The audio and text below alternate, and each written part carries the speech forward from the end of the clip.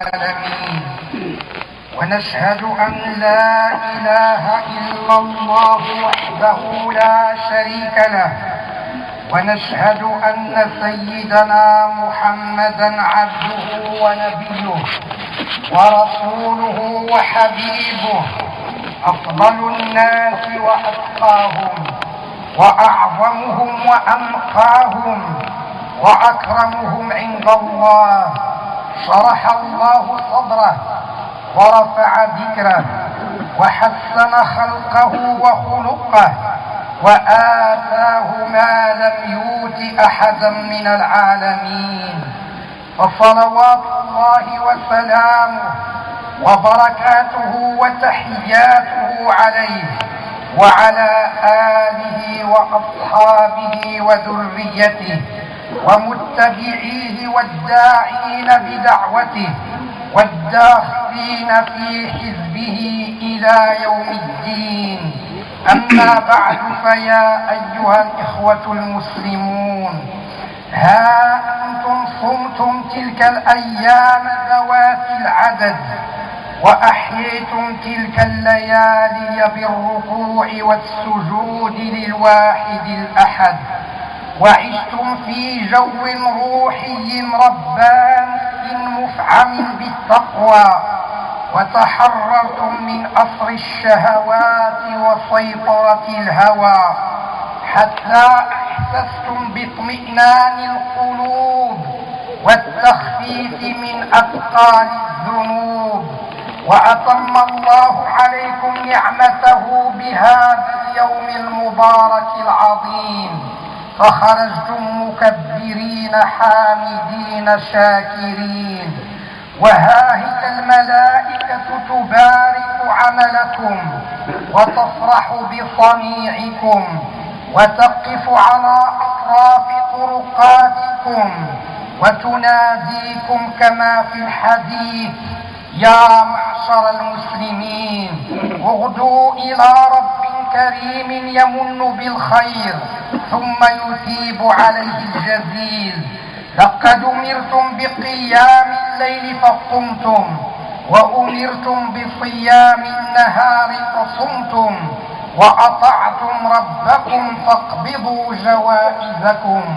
الله أكبر، الله أكبر، الله أكبر.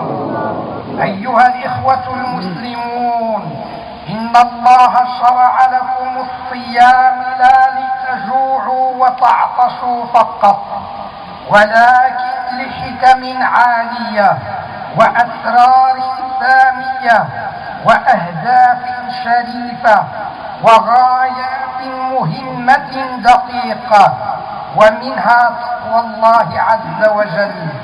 وها هو القرآن ينطق بهذه الحكمة ويقول في إعلان خالد يبقى متلوا أبد الآبدين: يا أيها الذين آمنوا كتب عليكم الصيام كما كتب على الذين من قبلكم لعلكم تتقون. ومن حكم الصيام وأسراره أنه فرصة عظيمة لإصلاح النفس وتغيير سلوكها، وهذه الخصلة من أهم ما يفيد المسلم في دينه ودنياه. قال سبحانه وتعالى: فمن تاب من بعد ظلمه وأصلح فإن الله يتوب عليه إن الله غفور رحيم. وقال جل وعلا: إن الله لا يغير ما بقوم حتى يغيروا ما بأنفسهم. الله أكبر، الله أكبر، الله أكبر، الله أكبر، الله أكبر، الله أكبر. نعم أيها الإخوة الكرام، إن الصيام يساعد على التغيير والإصلاح، ذلك أن الإنسان غالبا ما يقصر في واجبه ويسيطر عليه الكسل ويصاحبه في محاولاته الفشل، ويستحوذ عليه حب الراحة قد ينام حتى تفوته الصلاة، ويبخل ويشح فيضيع الزكاة، وتتملكه العادة فلا يصبر عن تناول الطعام في وقته، ولا يستطيع أن يترك شرب الشاي في أوانه، وربما يبتلى بالتدخين وقاذورات أخرى فلا يقوى على مفارقتها. فجاء الصيام الإجباري ليصلح النفس ويغير السلوك، ويعلم المسلم كيف يكون سيد نفسه، وكيف يكون عبدا طائعا لربه. فحرم عليه الطعام والشراب طيلة نهار كامل، ومنعه شهوته من طلوع الفجر إلى غروب الشمس، ورغبه النبي صلى الله عليه وسلم في الإكثار من قراءة القرآن، وحثه على الصدقة والإحسان، وحبب إليه مواصلة القيام، وحذره من الغيبة والنميمة والبهتان، ومن اللغو وقول الزور والعمل به. قال النبي صلى الله عليه وسلم: من لم يدع قول الزور والعمل به فليس لله حاجة في أن يضع طعامه وشرابه. وقال عليه الصلاة والسلام: الصيام جنة ما لم يخرقها. قيل: وبما يخرقها يا رسول الله؟ قال: بكذب أو غيبة. الله أكبر، الله أكبر، الله أكبر.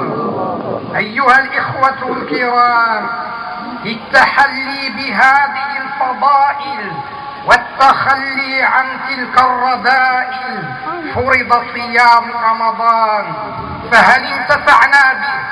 هل استفدنا من حكمه وأسراره؟ هل اتخذناه منطلقا لإصلاح ما فسد من سلوكنا وتغيير ما اعوج من تصرفاتنا؟ هل تزودنا منه بزاد من التقوى نتبلغ به في ضروب حياتنا الخاصة والعامة؟ هذه أسئلة تطرح نفسها في إلحاح، والدين النصيحة أيها الإخوة الكرام.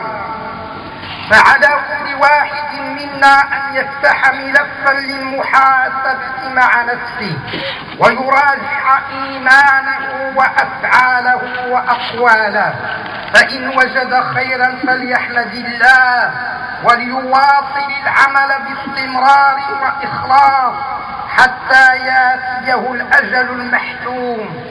فعبادة الله تساوي العمر كله، وليست أياما معدودة ثم ينتهي الأمر. ومن حاسب نفسه فوجد أنه أمضى رمضان ولم يتأثر بأسراره، ولم يستفد من حكمه، ولم يستغل أوقاته كما ينبغي، وهو بعد رمضان كما هو قبله، فليعلم أنها أيام جوع وعطش وليالي أرق وسهر، أمضاها ساهيا لاهيا كما أمضى قبله كثيرا من الليالي والأيام. قال النبي صلى الله عليه وسلم: رب صائم حظه من صيامه الجوع والعطش، ورب قائم حظه من قيامه السهر. فنسأل الله في هذا العيد الأغر الميمون أن يزكي نفوسنا ويطهر قلوبنا ويجبر كسرنا ويعيننا على القيام بواجبنا ويشملنا برحمته أجمعين. آمين. ويرحم الله عبدا قال آمين.